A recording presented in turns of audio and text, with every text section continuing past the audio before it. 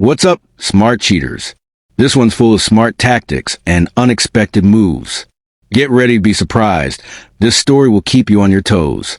Let's begin today's interesting story. As I sit here, reflecting on my college years, one particular experience stands out vividly in my mind. A journey that began with a group project and evolved into something far more profound. It was a journey that challenged my beliefs, reshaped my understanding of relationships, and ultimately changed the way I saw the world. At the time, I was a 19-year-old psychology major, navigating the bustling, progressive environment of my liberal arts college. I was surrounded by ideas that celebrated individuality, equality, and activism, and I thought I had a pretty good grasp on how the world worked. But life, as it often does, had other plans. It all started during a semester when I was assigned to a group project for one of my psychology courses. The project required us to explore the intersection of gender roles and societal expectations, a topic that felt both relevant and charged. I was initially excited to collaborate with my classmates, but my enthusiasm quickly waned when two of them ghosted me, leaving me with only one partner, a girl named Emma. From the moment we met, I could tell she was different. She was sharp, outspoken, and unapologetically herself.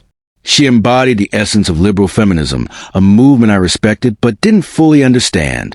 Her confidence was intimidating, and her disdain for traditional gender roles was palpable. I'll admit, I was apprehensive about working with her. I didn't know how we find common ground, let alone complete a project together. Our first few meetings were tense.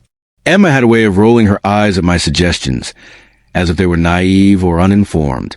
She dismissed my contributions with a wave of her hand, and I often felt like I was walking on eggshells around her. Her critiques of men, including me, were biting and frequent. It was clear she had little patience for what she saw as patriarchal norms, and I couldn't help but feel like I was being lumped into a category she despised. But despite her harsh exterior, there was something about her that intrigued me. She was fiercely intelligent, and her passion for psychology and social justice was undeniable. I sensed that beneath her tough facade lay a complexity I wanted to understand.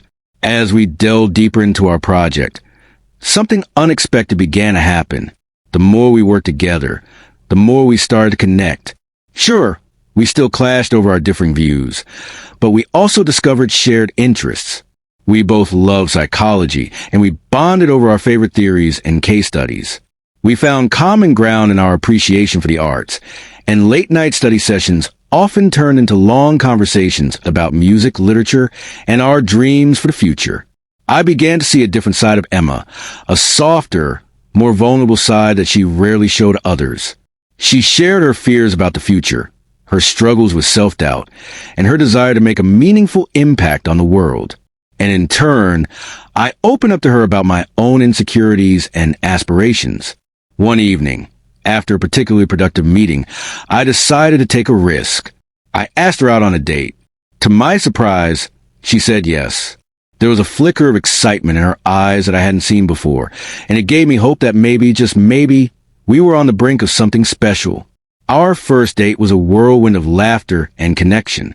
We talked for hours, sharing stories and ideas without the weight of our project hanging over us. I could see the walls she built around herself begin to crumble. I felt a growing sense of closeness that I hadn't expected. But as our relationship deepened, I began to notice a shift in Emma. She was grappling with something, a conflict between her feminist beliefs and her growing feelings for me. It was as if she was experiencing cognitive dissonance, trying to reconcile her ideology with the reality of our connection. I could see the struggle in her eyes, the way she would second-guess herself or pull back when she felt she was getting too close. It was both fascinating and heartbreaking to witness. I wanted to reassure her, to tell her that it was okay to feel conflicted, but I also knew that this was something she had to work through on her own.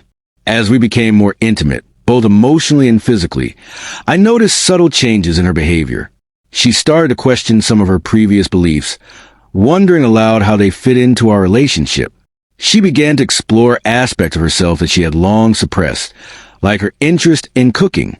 One evening, she surprised me by preparing a meal for us. It was a simple gesture, but it felt significant. I could sense her hesitation, as if she was worried about being judged for embracing something she had once criticized as a limiting role for women. But as she served the food, she wore a smile that spoke volumes. It was a smile of liberation, of someone discovering a part of themselves they hadn't known was there. Over time, Emma's perspective continued to evolve.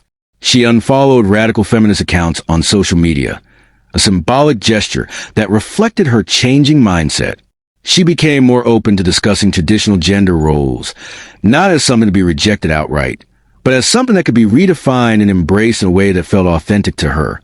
She started to let go of the defensiveness that had once defined her, and in its place, I saw a warmth and affection that had always been there, buried beneath layers of ideology. Our relationship flourished, and we found a rhythm that felt right for both of us.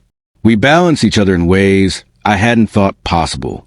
I admired her strength and independence, and she appreciated my support and encouragement.